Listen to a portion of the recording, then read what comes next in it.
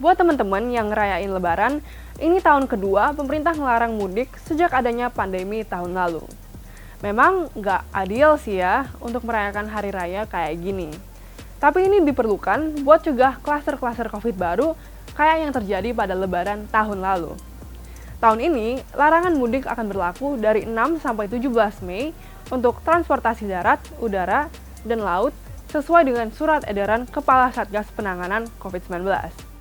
Tapi, apa pengecualiannya dan apakah larangan ini bakal efektif? Kita akan menjawabnya dengan melihat contoh dari larangan mudik tahun lalu di program Quick Insight.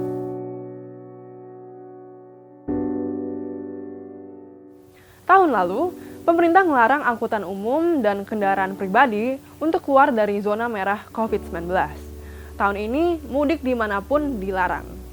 Pesawat dan kapal komersil yang mengangkut penumpang akan diberhentikan dengan pengecualian seperti kepentingan kargo, logistik, atau yang sudah diizinkan oleh pemerintah.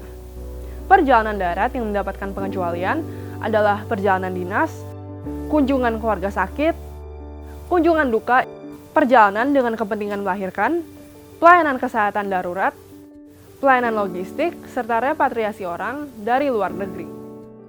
Nah, karena larangan berlaku mulai 6 Mei, ratusan warga mulai rame-rame pulang ke kampung halaman minggu ini. Pada 11 April, ada 766 orang yang berangkat dari stasiun Pulau Gebang, Jakarta.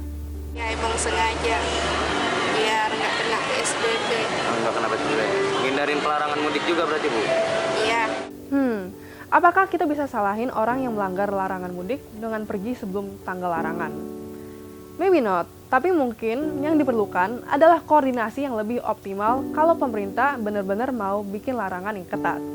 Seenggaknya, kalau larangan benar-benar ketat, rentang waktu larangan bisa diperbesar atau enggak traveling dilarang sepenuhnya tanpa pengecualian. Karena tahun lalu, pengecualian-pengecualian inilah salah satu faktor kenapa ada aja orang yang lolos bisa pulang kampung dan juga menjadi sumber penyebaran virus. Pasca mudik 2020, tepatnya pas Hari Raya Idul Fitri, jumlah kasus COVID di tanah air naik tajam jadi lebih dari 4 kali lipat dari sebelumnya, yaitu mencapai 3.642 kasus. Sekarang ini, per 12 April 2021, ada penambahan lebih dari 4.000 kasus aktif dari hari sebelumnya dan angka kematian sudah lebih dari 42.000. Bayangin kalau jumlah kasus positif dan kematian yang ada sekarang naik 4 kali lipat. Maka dari itu, tim pakar Satgas COVID-19 dan ahli biostatik dari UI, Iwan Aryawan, mengimbau kita untuk enggak berpergian Lebaran ini. Katanya, dilihat dari data tingkat kematian masih tinggi, dan itu merupakan salah satu yang dikhawatirkan. Kan mudik itu dikhawatirkan banyak ketemu dengan anggota keluarga yang lebih tua. Bagi orang tua yang di daerah mudik, itu kan risiko tingkat kematiannya lebih tinggi. Jadi perlu kita waspadai. Itu kan banyak dipicu oleh varian-varian mutasi COVID-19 yang penularannya lebih cepat. Meskipun mudik dilarang, akses jalan tol masih dibuka untuk angkutan logistik, tenaga kesehatan, dan jasa perbankan. Ini memungkinkan beberapa travel gelap untuk beroperasi seperti tahun lalu. Banyak supir travel dan truk yang kepergok nyelundupin penumpang yang mau pulang kampung. Nah, tahun ini, Dirlantas Polda Metro Jaya, Kombes Pol Sambono Purnomo Yogo, menegaskan polisi akan menindak tegas pemudik yang menggunakan travel gelap. Kendaraan yang nyelundupin penumpang akan ditilang dan pemilik atau supir diancam denda bahkan penjara.